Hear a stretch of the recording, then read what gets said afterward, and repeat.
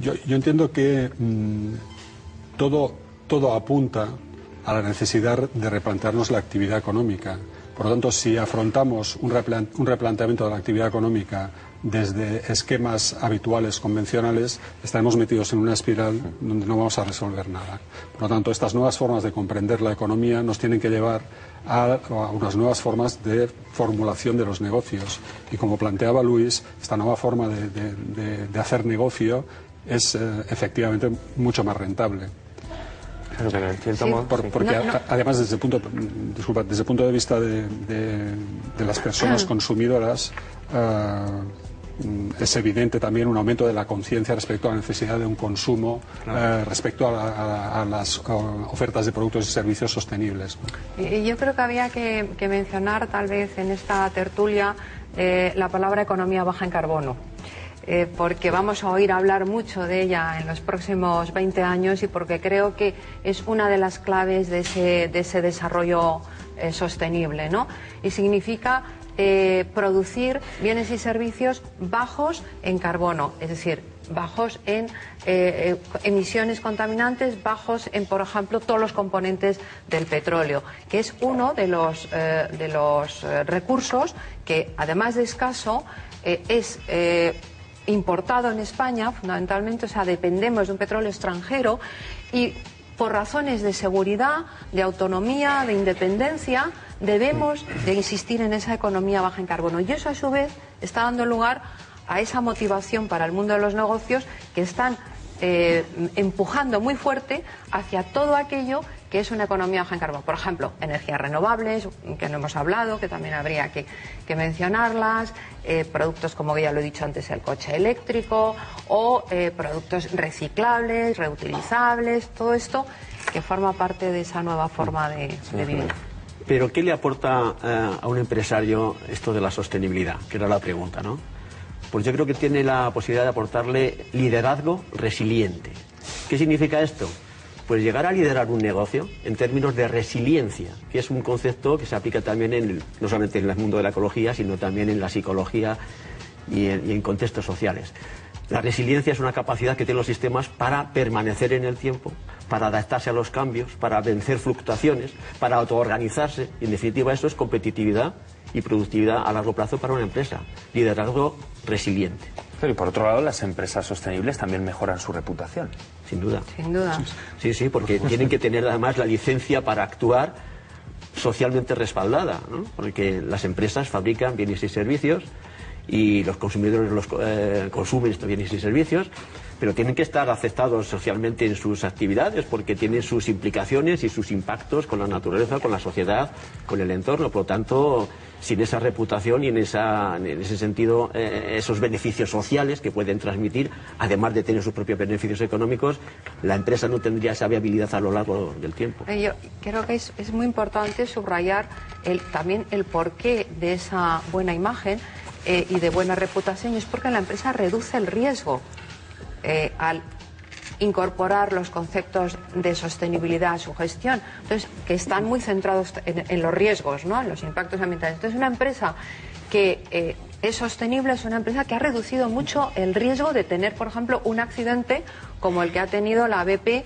en Estados Unidos, ¿no? Entonces eso digamos que al final mata a cualquier empresa, por muy grande que sea.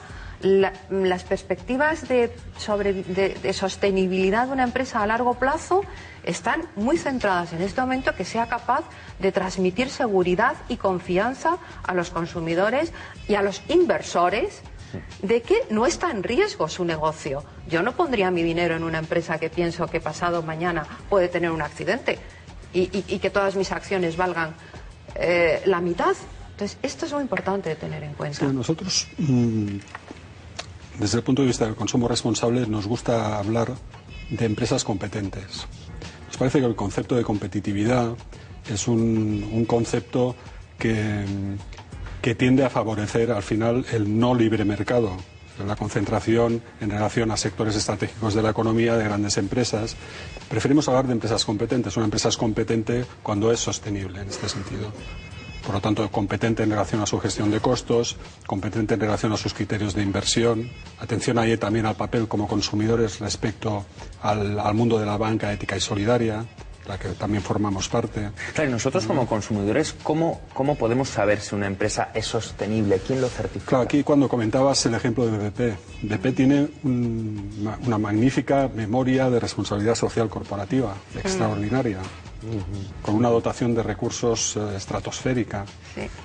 Pero nadie me ha respondido a la pregunta ¿quién certifica? Es que yo creo que no tiene, para no tiene más respuesta. tranquilo. Claro, ¿Quién se atreve a certificar que una empresa es sostenible? Porque, claro, son muchos requisitos, como decía Cristina, los que tiene que tener una empresa para aspirar a estar en el camino de la sostenibilidad. Pero es que la sostenibilidad es un proceso de cambio y de transición hacia formas más sostenibles, socialmente respetuosas, ambientalmente respetuosas, pero no es un estado ideal, no es un estado fijo que podamos decir esto ya es sostenible. Claro. Incluso lo que puede ser muy deseable seguramente tampoco puede ser muy sostenible.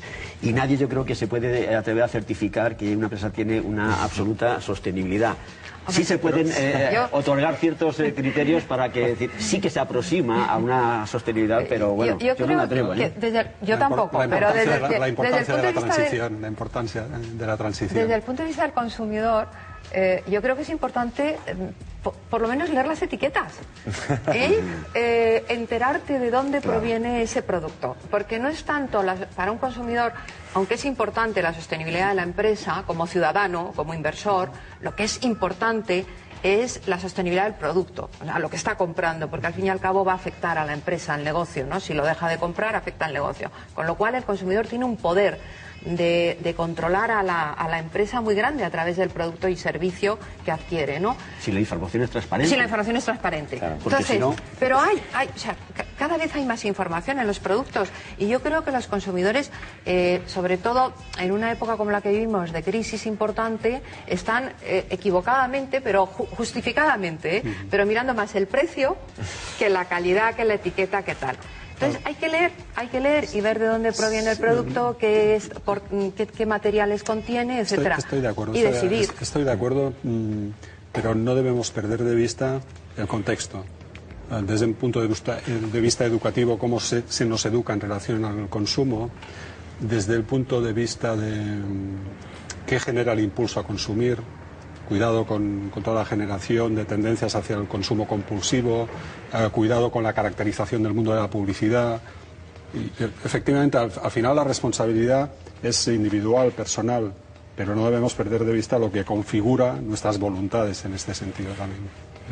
Por lo tanto, aquí hay un trabajo a desarrollar. Cierto, pero insisto en que el poder del consumidor es inmenso y está poco desarrollado y además incluso a veces yo tengo la sensación que el consumidor va por detrás en su conciencia de sostenibilidad de lo que van algunas de las empresas de este país. Pero también depende es curioso, pero cierto. De los Vamos acabando ya.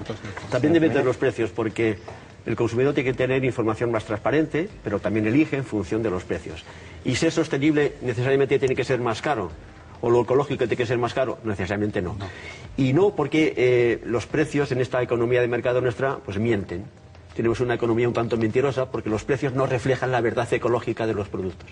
Si se internalizaran esos costes externos ambientales que se producen cuando producimos bienes y servicios, seguramente los precios serían de otra manera. Pero es que no los contabilizamos. Ni siquiera nuestro Producto Interior Bruto contabiliza bien esas pérdidas ambientales. Señores, aquí lo tenemos que dejar. Los precios, nuestra experiencia como cooperativa de consumo demuestra que acceder a servicios y productos sostenibles no es necesariamente más caro. Lo que sí estaremos de acuerdo es que la sostenibilidad es necesaria, ¿no? Imprescindible. Imprescindible. Muchísimas gracias a los tres por acompañarnos. Gracias a vosotros. Para todos lados.